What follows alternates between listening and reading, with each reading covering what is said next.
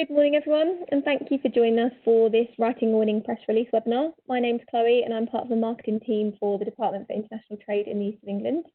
Before I hand over to Sarah, I just want to draw your attention to the support that's available to you from the DIT.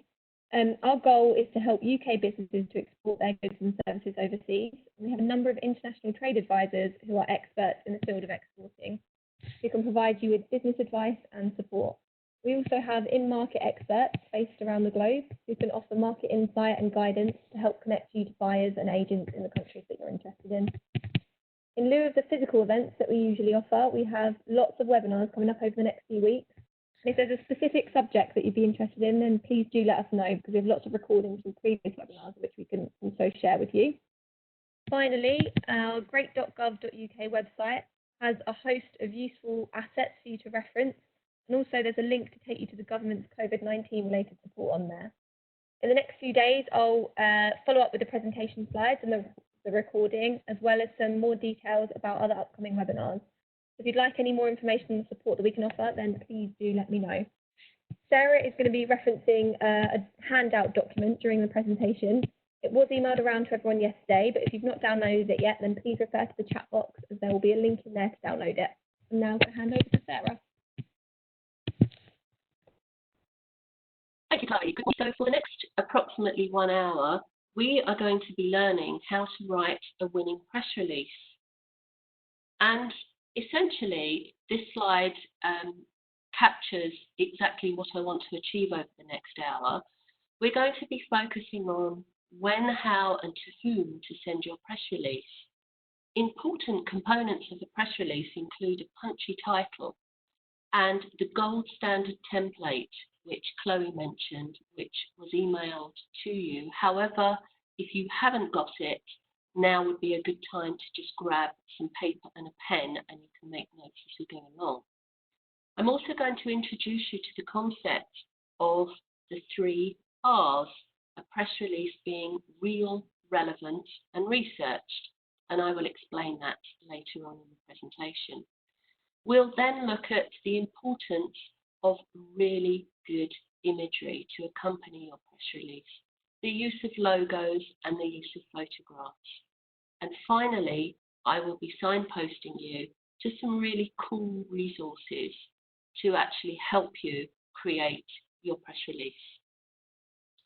Firstly, just to introduce myself, I am the founder of Sarah B Marketing and PR, and over the past 10 years have worked with approximately just over 1,000 entrepreneurs in terms of supporting them with marketing and PR support, both strategic and tactical.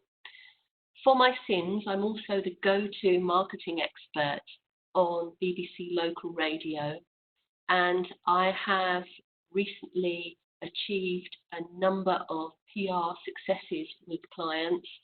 Most recently, last week, a client was featured on Sky News. That was an example of a business that had pivoted during COVID-19. But in summary, clients are featured in various publications. Some of them are listed here, not forgetting the international media as well. So if I could give you just one piece of advice to take away today, that would be that please don't view your press release as a commercial sales tool. It's not supposed to do that. You can be very clever about using it as a sales tool, but a press release cannot be overtly salesy, because it will just be completely overlooked by the editorial teams.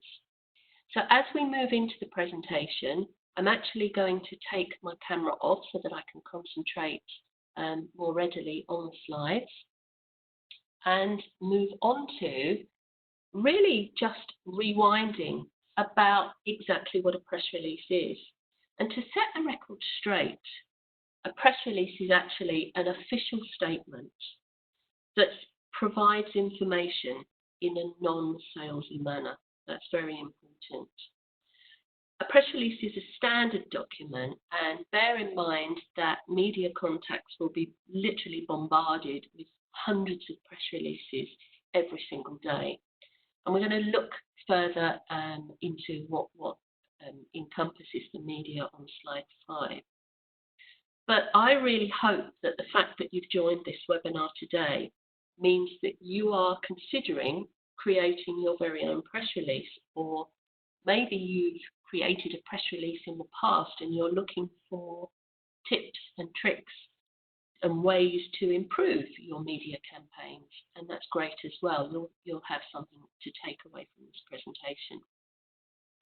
So the press release ideally should consist of between 300 to 800 words, but perhaps the million-dollar question is actually knowing what you should say in your press release. Now, a press release can cover a number of different scenarios, and I've listed some of them here. And for example, it could be used to announce key staff appointments. So you've taken on new key members of staff and you want to tell the media, your peers in the industry, about that. You could use a press release to communicate awards wins. And we've got a lovely case study of an international press release for a client that announced a Queen's Award for Enterprise win.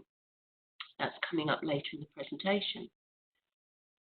So you could use your press release, for example, to communicate the fact that you've just launched a new website, or you might be launching a competition or a giveaway. Really, just synchronize this list, use this list with your key company events. So you will, as a company, you will have hopefully a calendar of upcoming key company events and milestones over the next 12 months. And I suggest that you synchronize that list with your press releases so that you can really plan when your press releases are actually going to hit the media. Don't be tempted, though, it's really important, don't be tempted to ping out press releases too frequently. You don't want to be bombarding the media with press releases, for example, once a week. You really want to pick the time, and there's no real correct number of how many press releases you should issue a year, but just choose the most newsworthy events to actually write a press release about. So moving on to our friends, how we actually call them the media. And the media consists of newspapers, magazines, radio and television, as is listed here. And each of these media groups has its own team, which generally consists of editors. So an editor is the person that has the final say of what's published in the magazine or the newspaper or on the television program. Journalists, researchers, reporters, and these could be freelancers that are writing for multiple publications. And I've noted here forward features. So, for example, if you take a trade magazine, a monthly trade magazine, this will usually have a calendar of forward features. So the editorial team will sit down at the start of the year and they will plan out the next 12 issues and what is going to be featured in every issue. And these are called forward features. And it's really important for you to get hold of a copy of the forward features if you're aiming at a particular trade magazine, because that will allow you to incorporate your press release at the right time. And we'll talk more about that later in the presentation. So each of these media platforms usually has a breaking news team as well. So moving on, if you have your own copy of the press release template, which Chloe had mailed out previously, I would like you to grab it now. If you don't have a copy, that's not a problem. You can just grab paper and pen, that will suffice. And what I'm going to do now is I'm going to talk you through the gold standard template for press releases. This is essentially a press release template. And I'm going to talk you through the components of a press release template so that when you come to put pen to paper or put fingers to the keyboard, you'll know exactly what you need to do. So the first thing to note is to try and keep your press release to a single A4 page. And you want to be using 1.5 line spacing and preferably an Arial font with fully justified margins. And if you keep your font size to between 10 and 12, that is the industry accepted standard. And if you look at arrow number 1, top right hand corner, you clearly need to note who the key contact is for inquiries, with a telephone number, an email and a website. So the contact details that the media would need to use if they wanted to arrange, for example, an interview or a photo call. So arrow number 2 clearly states that this is a press release, and your press release must state that. Underneath the press release words, you need to be stating whether the press release is for immediate release or whether it's embargoed. Now, if a press release is embargoed, what usually happens is, in the case of monthly trade magazines, for example, you may want to issue your press release in January for inclusion in March's version of the magazine. Because they are monthly publications, they need to plan their editorial content a good time ahead of when the magazine is actually published. So if this is the case, if it's going to be embargoed, if, for example, you're sending it in January but you don't want it printed until the March edition, you need to state that it's embargoed until whatever the date is. So arrow number 3 is the title. We're going to talk about creating a punchy title. It's very, very important to have a punchy title, and a subtitle as well. Underneath the title and the subtitle, you need to list your location and the date. So if your business is based in Chelmsford, for example, and you're issuing your press release on the 1st of January, then your location and date would read Chelmsford, Essex, the 1st of January 2019, as this one does. Moving on to arrow number 4, the main story.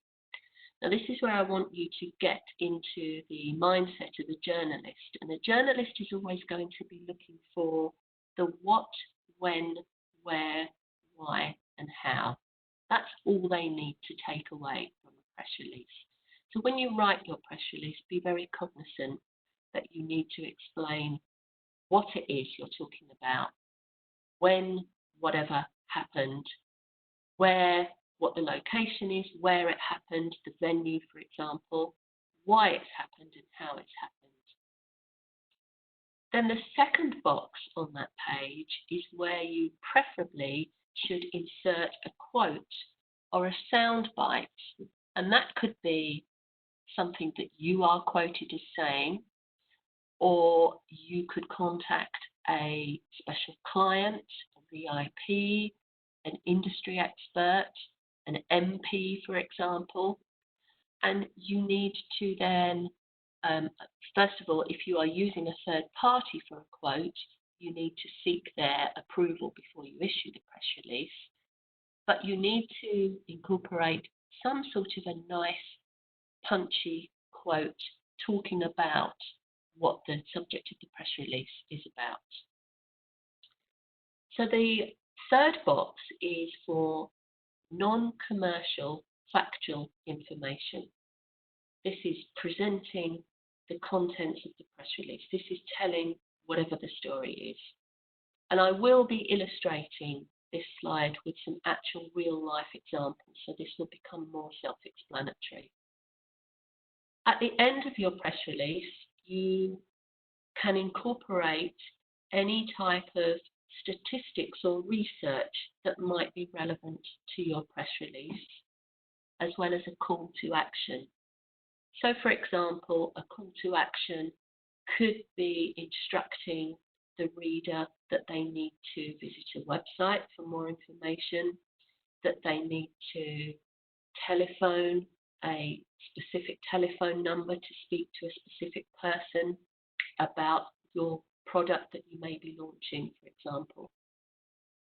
And your research and statistics need to be official, they need to be proven, and if you're using research and statistics, you need to list the source of where you got the information from in your press release.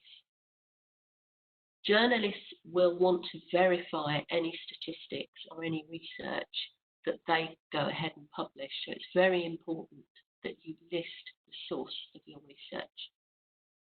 So finally, to finish your press release, just make it obvious where it ends. And you can do that by using the hashtag symbol or simply typing the word ends in capitals, just so it's very obvious to the journalist, to the editor, who may be skim reading your press release, where it actually ends. After that, you can add your notes to the editors. And these notes may incorporate links to any relevant websites. As I said previously, the sources of any research, you could add links to those websites where you may have lifted research. And if you're going to be sending photographs with your press release or images, then you need to list them so that the editor knows that photograph 1.1, for example, is a photo of Joe Brown and Maggie Smith going left to right. So it's very clear who is in the photograph, if indeed it's a photograph of people. Right at the very bottom of your press release, you will have what we call in the industry a boilerplate. And this is non-commercial, non-salesy information about your company. So it could be when your company was founded, how many employees it has, in which country it operates, whether it has subsidiaries or branches abroad, what its key products and or services are consisting of. So that's a boilerplate, which is non-commercial information about your company. And you may wish to add a copyright to your press release, in which case you would insert the C in a circle symbol and the note that the information is copyrighted to your company and the date that you're copyrighting it. So I hope that's given you a nice kind of walk around what a gold standard press release template looks like. And we're going to move on now to an actual real life example of a press campaign that consisted of a press release with a client that we worked with. And I want you to get into the mindset of both the company that's issuing the press release, but also I want you to get into the mindset of your clients and the media that you're going to be communicating to. So for the sake of this morning, I want you to pretend to imagine that you are a dentist and you're going to be announcing a new service. So you're going to be using a press release to announce a new service. Think then about your customers.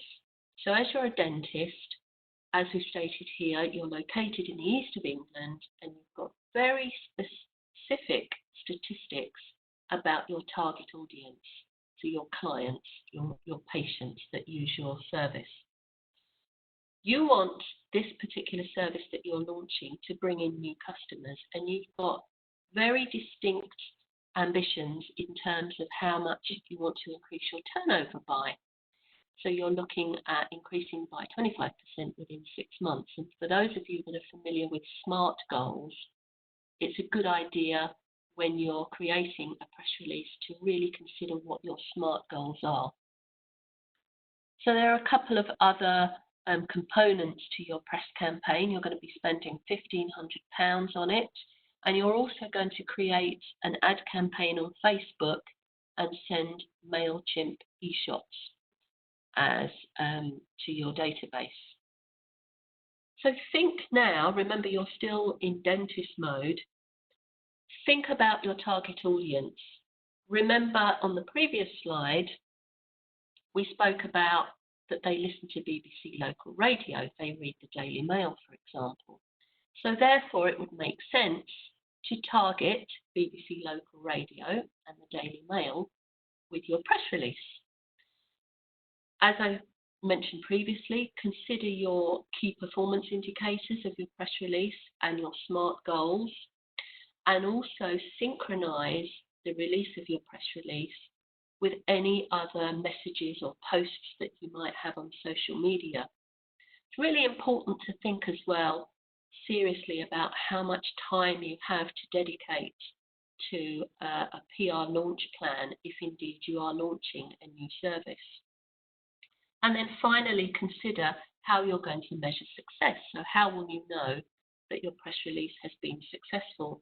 You may actually measure success in the form of measuring how many column inches of press coverage you receive if you're actually receiving printed press coverage or online coverage. So if you go back now to your press release template and start thinking about how that dentist might have populated the press release template. So in his case, his punchy title was actually "Get Your Teeth into This New Dental Treatment." It's quite engaging. It would make an editor or a journalist think, I'm going to read on. It sounds quite interesting. So the dentist obviously incorporated the main story. Interestingly, in the section where he had a VIP quote, he managed to get hold of an official quote from the British Dental Association. And as a dentist specialist himself, he incorporated a few words that he commented on the actual new service.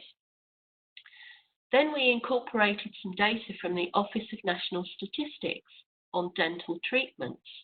And I have a slide later on in the presentation that actually gives you a comprehensive list of where you can receive really good statistics.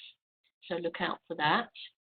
The call to action in this particular case was that the readers should watch an online video which gave more information about the new dental service, and that they should telephone a specific number to book a treatment.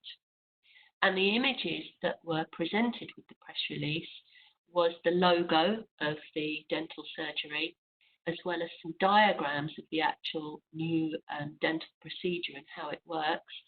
And we used a stock image of a dentist, and we also used a stock image of a dentist surgery, and we actually used the image of the dentist that was actually making the comment in the press release.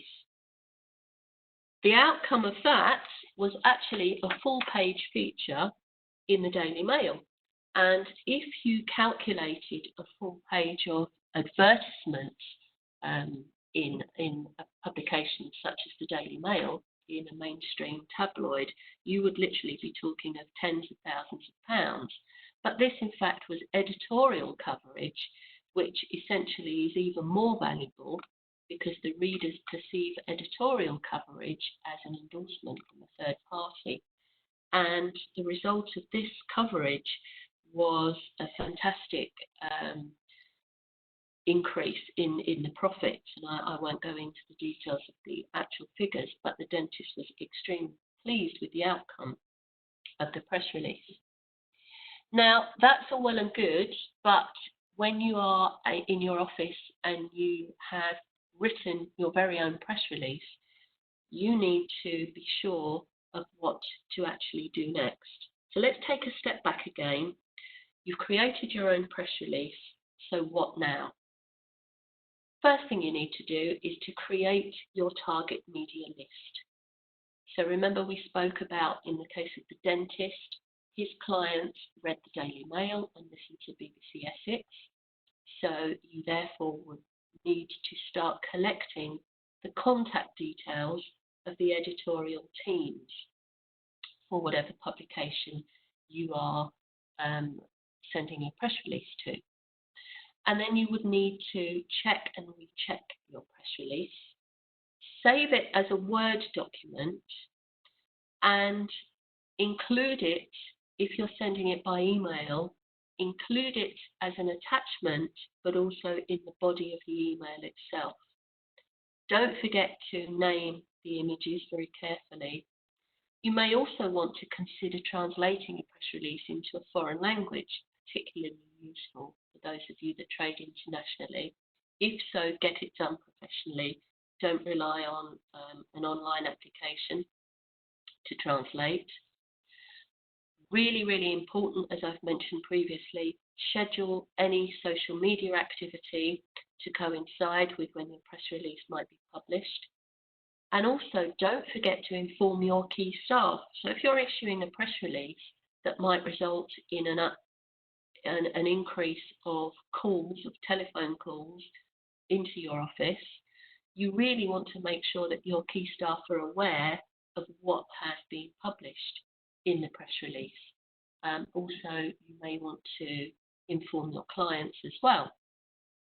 Have a think about your business continuity plan, because a worst case scenario would be that your press release is so successful in terms of people visiting your website, clicking on links and so on, that your website is overwhelmed and your website crashes. So think about what your business continuity plan is in the worst case scenario of something happening as a result of your press release. Once you've created your press release and you're happy with the content and the images that you're going to be using, you have a number of choices available to you in terms of distributing.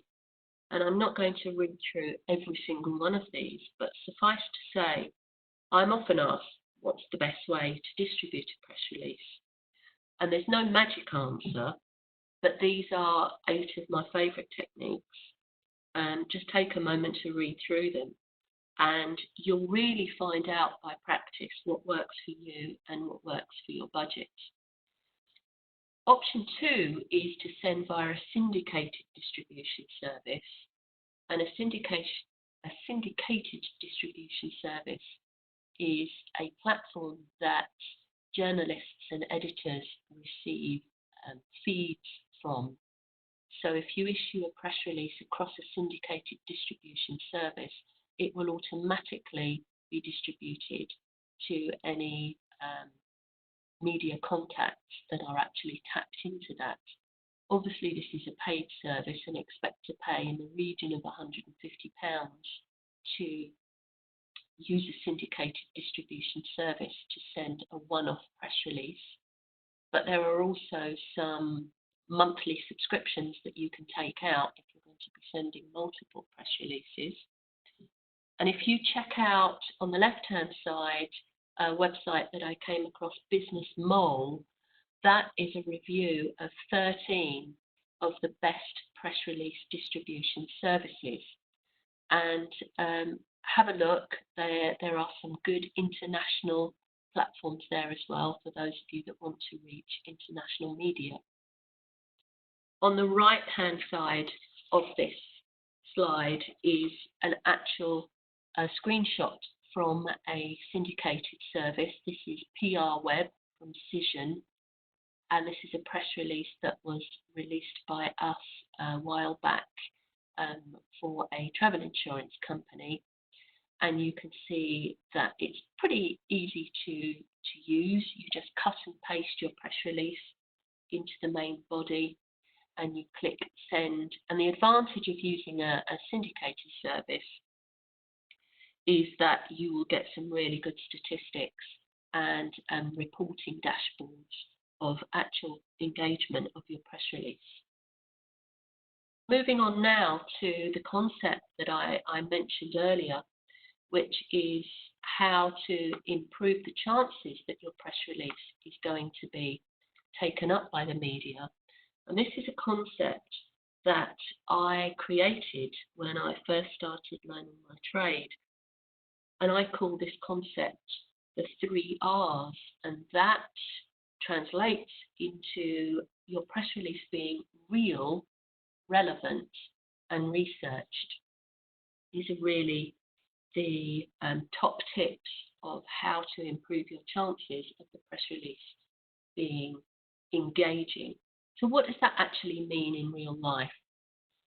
Let's go back to the case study example that I ran through earlier in the presentation with the dentist.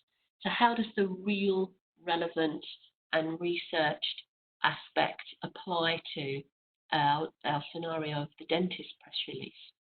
So the real aspect was that the news, the press release was a real scenario. It was a real new service that the dentist was launching, as opposed to fake news. And we're all familiar with the term fake news, and fake news does exist. Some companies will issue press releases with fake claims and fake news, which the media will usually see through and just dismiss immediately. So the relevancy aspect of the press release was the timely aspect that it was actually released. The press release was communicated at the start of National Smile Week. And for those of you that are not familiar with the concept of awareness days, there are literally hundreds of national and international awareness days. And I'm going to be running through some more details there of how you can tie in relevancy.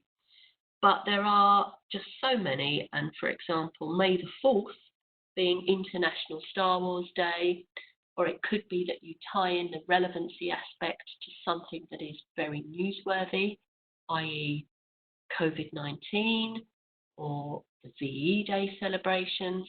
But if you can tie in a relevancy aspect to your press release, then it's more likely to be picked up by the media. So the final R was the research aspect of the press release. And the dentist's press release had some really good statistics in it about gum disease, which, as I stated, we had lifted from the Office of National Statistics website. And on the next slide, I'm going to be listing some really good resources for you to pick up some tried and tested statistics and data that you can incorporate in your press release. So if you take a moment to read these particular resources, we have at the top of the list probably my favourite, which is the Office of National Statistics, and that is a website that has a search function where you can search for UK statistics. Obviously, if you're looking for international statistics, then if you skip down the list to the one HTTPS NOMA, that is essentially the world's data all in one place. So, for example, you could visit noma.com and you could search for how many dentists there are in the USA, for example. And NOMA will have the answer. And I did actually search for this yesterday, and it's around about 130,000 dentists are in the USA. NOMA is a really good resource for any international statistics and data that you might incorporate in your press release. The BBC, I'm skipping around here in the list, but the BBC is a fantastic website for statistics and data that are actually trusted by journalists. So if you incorporate any statistics according to the BBC, don't forget to add the link to the source of the data in your press release. Then journalists will absolutely really latch on to the fact that you've got BBC statistics. You could incorporate, for example, you could execute a Freedom of Information Act request, and you could incorporate that data within your press release. And at the bottom of this list, I have a resource for you if you're looking for stock images, so stock photographs, as opposed to just copying something from a website, which will be copyrighted, so will put you at risk of copyright infringement. You should use a platform like Shutterstock, Getty Images. There are lots of other platforms available, but if you use one of these official platforms, then you will pay a small fee, and that gives you the copyright allowance to actually use the images, the stock images, in a commercial way, i.e. to accompany your press release. So I'm going to move on now to another case study, and this is an international case study. So this is given to us with kind permission from our clients, Ultimotive Limited. Ultimotive is a UK-based company that manufactures professional car cleaning products under license all over the world. So it has clients all over the world. And last year, the company won the Queen's Award for Enterprise for international sales, and obviously wanted to publicise this phenomenal achievement by way of a press release. So our next slide gives an example of the actual press release that we used to issue to the world's media, the relevant media for the company. And you'll notice right at the very top of the press release, this press release was issued under strict embargo. So we actually sent the press release out earlier in April, and it was embargoed until the 23rd of April. And it's very important that with awards wins that you consult with the body of organisers for the awards, because they may not want you to publish the news before they do. So for example, just check with them that you want to send a press release out and whether they are happy for it to be sent on a specific date. So this press release contains right up front the what, the when, the where, the why and the how. You can see I've circled some of the information that export sales accounted for 39% of the company's business, and the company had experienced growth of almost 300% in a specific period. Further down the page, we've got a lovely quote from the local MP of Colchester, where the company is based, Will Quince, who gave a very nice soundbite.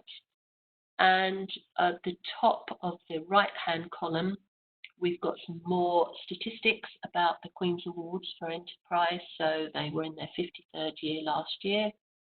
Previous winners include JP Morgan, Wilmot Dixon, and so on. We've also listed that there is a photo call opportunity. So Ultimotive had a party to celebrate. They invited VIPs and key clients to come along, and we used it as an opportunity to invite the media as well. And at the bottom of the press release, we're very clear where it ends.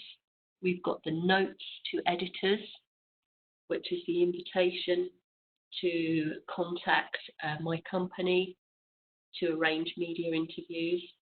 And then where we have the cross at the bottom of the page, we have the boilerplate of Ultimotive. Recapping then, had to make it obvious where the press release ended, because this press release actually spanned 2 pages, which is quite unusual. We sent images with it, which we're going to look at on the next slide, and we're very clear with contact information and so on. So let's look at those images that we used to accompany the press release. In top left, we have a lovely image of the Lord Lieutenant for Essex. He came to present the Queen's Award for Enterprise, the actual grant of appointment, to the company. And this image is of the Managing Director, Andy Smith, walking through the warehouse with the Lord Lieutenant. And we chose this image because it was slightly more engaging than just a traditional standing in front of a logo, shaking hands type image. And this image was picked up by the media, and this was taken by a professional photographer, and it was a high resolution image, which also is very important to note. When you're sending images to the media, they need to be high resolution. We incorporated the official logo of the Queen's Awards for Enterprise with our press release. On the top right, we had a photo of the managing director with Nigel Mansell, who was also involved in a previous launch for the company. And bottom left, we used the company's logo to accompany the press release. And bottom right is a pack shot of the actual product. So we gave the editorial teams a good choice of what they could actually use to print in their articles. Moving on to the next slide, this is a summary of the social media activity that the company synchronized with the press release. So these social media posts were all timed to be released at the same time as the press release.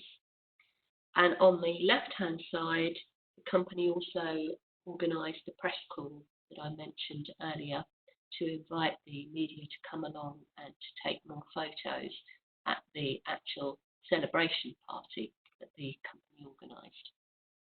The company was so pleased with and so proud of the positive publicity that it had received that it went on to create a book of media coverage. And this is a really good idea for you to take away. If you're receiving online coverage in the media, then you can capture all of that coverage and create almost like a brag folder, if you like, that you can use, go on and use as a sales tool. So coming towards the end of our webinar this morning, I just want to draw your attention to a couple of top tips and great resources. Google Alerts is a fantastic way of monitoring your online media coverage. And if you go to YouTube, you can search for how to set up a Google Alert. Set up a Google Alert if you issue a press release. Set it up using your own company name. And what Google will then do is will alert you in real time of any online coverage that features your company name. On the right-hand side, I have incorporated here the Twitter account for the Press Association. And the Press Association is the industry standard news distribution, if you like, that goes to all the mainstream media. So television, radio, newspapers, magazines all receive official news, unbiased news from the Press Association. Here we have an example of an article from HubSpot, which is a great marketing resource. And this particular article is a guide to press release distribution, which can give you some more ideas for press release distribution if you need any. And then if those of you that are interested, you might want to check out the Chartered Institute of Public Relations for any more advice on PR. And at the bottom of the slide, we have a link to the Advertising Standards Authority. So press releases are not adverts, therefore they are not subject to the Advertising Standards Authority and CAP code rulings, but nevertheless, there is some nice online advice available there for those of you that would like to take a look. I hope now that you're feeling a lot more confident about writing a press release, but there are some obvious things, some really important things to remember, and I've listed the most important ones here. I'm not going to read every single one of these. If you just take a moment to scan through them, It's important to note generally Tuesdays are the best days to issue a press release first thing in the morning. It's not a good idea to issue a press release on a Friday. You will decide what your key media are, and I hope that you will create your own media database of contacts, and you may even build personal rapport and relationships with editors, so your press release submission will be more tailored to their own needs. If you're going to be sending high resolution images, large files, then I definitely recommend using Dropbox or WeTransfer or any similar services. And as I mentioned previously, if you're going to quote somebody or use their soundbite, then send them a copy of the press release before you issue it and seek their permission. In case your press release catalyses a whole host of media inquiries, it's a good idea to media train at least one person in your organisation. You wouldn't want, for example, as happened to our clients last week, Sky News to call you up and say, we've seen your press release and we'd like to come round and interview you. Fortunately, our clients had been media trained, but just imagine, for example, if that happened, it might result in some panic amongst you. So it's a good idea to media train at least one person if you're expecting to get some coverage specifically on radio or television. And I'd really, really encourage you, if you don't already have a MarComms, i.e. marketing communications plan, then please start one right now. So try and commit over the next 12 months what your marketing communications are going to be. Summarising then the aims of what we set out to achieve today, and that was to walk you through when, how and to whom to send your press release. We also spoke about the importance of having a punchy and engaging title. We've looked at the gold standard template, and for those of you that didn't manage to download or print a copy, then copies will be made available to you. My strategy for incorporating the 3 R's in a press release to make it real, relevant and researched where possible. You should be feeling comfortable now with knowing what type of images to send to accompany your press release. And you should also have at your disposal some cool resources, some clever tried and tested resources to actually use to incorporate content in your press release, but also to distribute your press release. So I want to open the floor up now to questions, and these are going to be hosted via the host. So if you just like to use the function, the Q&A function, as opposed to the chat function. I'd also like to draw your attention to my contact details. I'd be delighted if you have any other questions after the event that you wanted to get in touch. And if you wanted to download any other templates and plans, if you visit the Sarah B. Marketing website and click on the free stuff tab, you'll see there is information there available for you to download that may be useful. So I'm going to open up now to any questions. Hi Sarah, thanks for the informative webinar there. There is a few questions already and waiting, so we'll start from the top. First one here just says, if I'm sending my press release to a trade magazine, where can I find the editor's contact details? Okay, so for those of you that have specific trade magazines on your radar as key media, you need to physically get hold of a copy of the trade magazine, and you can have that as a printed version or an online version. And if you open your trade magazine Usually on the inside front cover, or certainly the first page, you will have a list of key contacts. And normally at the top of that list is the name and the contact details of the editor. If they are not obvious, but in 99.9% of cases they are listed, then you should contact the publication, contact the publishers, and ask for the contact details for the editor. Perfect. Okay. There's one here about timings. It just says we send out press releases and also post a similar story on our news feed at the same time. Is this advisable, or should we wait for the press release to be used and then just link to it? Some publications, that's a really good question. Some publications like to break exclusive stories. So they like to be the first to publish a press release content. And you would need to ascertain that if it's a really important, for example, a launch press release that's launching a new product or service.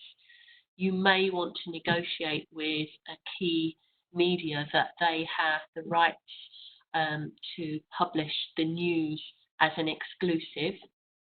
If, however, this isn't the case, then really, really pleased to see that you are using the news and blog functions of websites to also communicate your press release. So absolutely, I totally agree that that's a good strategy to use. Perfect. The next one here is from Jayesh. It just says, how do you define who to send your press release to? I have heard certain papers are not considered genuine and always have fake news. How can you be sure who to trust apart from the obvious, such as BBC, ITV, etc.? Yeah, again, another really good question. Personally, I would review your target audience, i.e., who is it that buys your products and your services?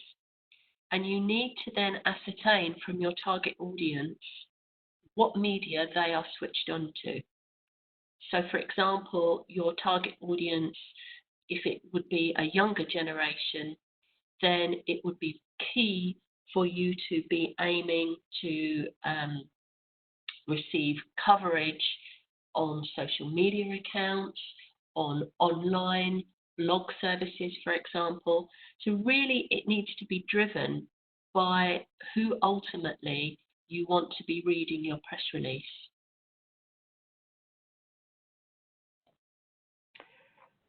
Okay, there's a few people here just asking about the slides and the recording. We will be distributing those out in due course. So don't worry if you have missed any of the slides or any of the content today. It will be available for review at a later date. All right. There's a question here that just says, you mentioned noma.com. Have I understood correctly? I think that's to do with the data websites.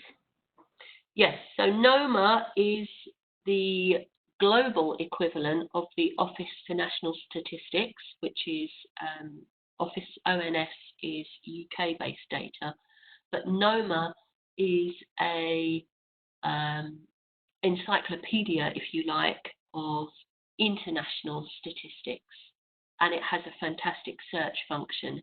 Usually the information is the latest available statistic-wise. It's a good resource. I'll put the link for it in the chat shortly, just for reference. Okay. There's a question here from Christine, just saying, as a small business, we have extremely limited funds for marketing. Do you have any tips or advice whereby we could still produce and deliver a press release?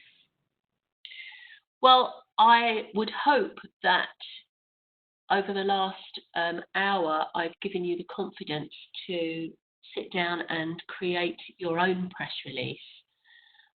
Obviously, the only cost to you to do that is your time. You can then go ahead and issue your press release as an email, in which case, again, it's not going to cost you anything to physically send your press release, just your time to research who the editorial contacts are. And don't forget that with a limited budget, you can create a press release yourself, you can distribute it yourself, And if your press release receives media coverage, that pays dividends like no other expensive advertising marketing campaign could achieve. So in terms of bang for buck, a press release can deliver fantastic results in terms of media coverage that surpasses any really expensive advertising campaigns. Super. So just still on the topic of cost here, there's a question here from somebody who's a member of a charity. So they have no money, so to speak. Any tips on how they can turn this to an advantage, e.g. borrow in kind help from commercial organisations? Yes, I think that if you want to publicise, and we actually do work with a homeless charity, we do some pro bono work for a homeless charity. So if you can engage maybe in your local area with a PR or a marketing agency, and you can persuade them to offer any pro bono support, then that certainly would be to your advantage, absolutely. Okay, so just looking down the list now, there's a few more to go here. So one from Catherine, just saying, think you've already answered this, but just want to verify that it is best to email the PR in the body of the email and also attach. Yes, absolutely. So take your email platform, whatever you might use to send your emails, and send the press release as a Word document attachment and any other attachments, i.e. logo and images, but also cut and paste the contents of the press release into the body of the email, because you have to appreciate that whoever is receiving the email may not have the time or the facility to be able to download attachments. So if they can actually see it in the body of the email, again, it increases your chance of engagement. Perfect. One from Sean here, just asking, can you use publicly available quotes from industry experts, for example, those in old articles, without explicit permission? That's a very good question. I would not recommend that. I would always seek permission of anybody that I was quoting in a press release. Quotes can be taken out of context, in which case you might find yourself in rather a sticky situation. So I would certainly recommend that you seek permission to use any official quotes. Okay. That's quoting, sorry to interrupt, that's quoting an individual's own sound bites. But if, for example, you are quoting statistics and data, then absolutely you can say, for example, according to the BBC, there are 300,000 dentists in the whole of the UK, which is not an official statistic, by the way.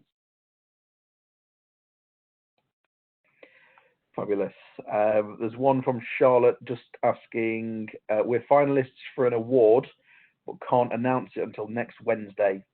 Can we send a press release beforehand saying that it will be announced next week, or is that bad?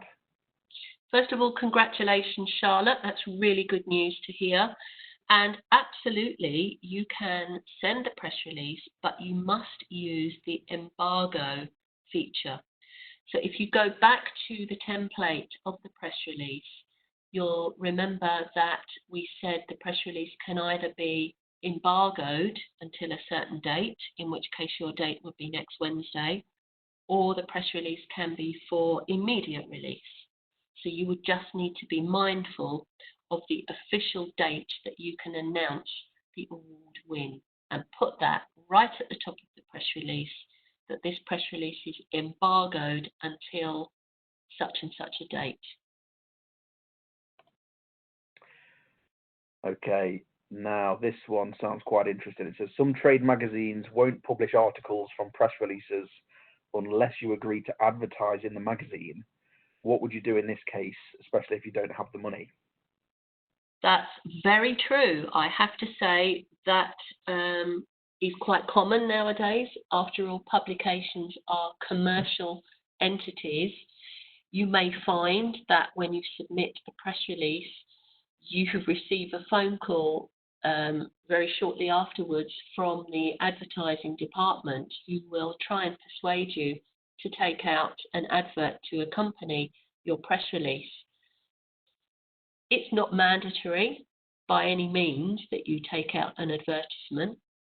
Sometimes it can work very well and you can negotiate some good introductory costs to actually place an advert.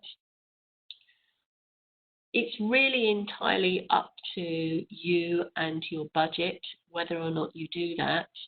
I would certainly recommend that if you're going to take up the offer of an advertisement, albeit a paid advertisement, that you negotiate good commercial terms for you, and also that you consider the advertisement appearing in the issue that comes after the issue where your press release is published.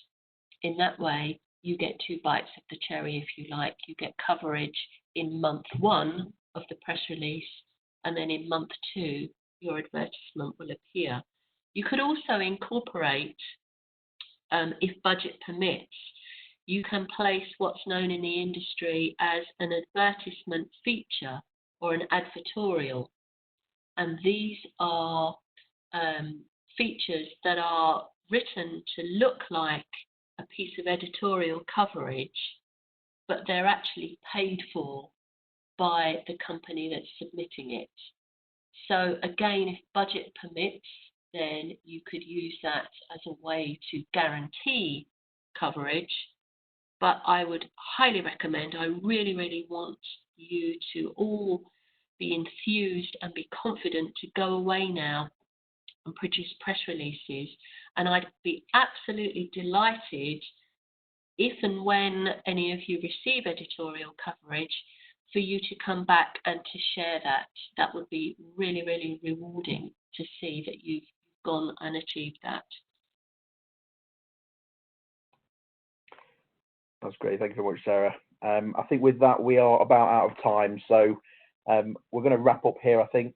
If any of your questions have gone unanswered, we will endeavour to get back to you privately via the email address you used to register with. Just want to say thank you to everybody for attending today, and thank you to Sarah for delivering that webinar. Did you want to add anything, Chloe, before we wrap up, or are you okay? No, I think you've covered everything. Thanks, Sarah. Thanks, Matt. Thank you, everyone. Superb. Well, thanks again, and we will, as I said earlier, be distributing the recording and slides as needed. But feel free to get in touch with Sarah about anything that you want going forward. So thanks again, and enjoy the rest of your day. Bye for now. Bye.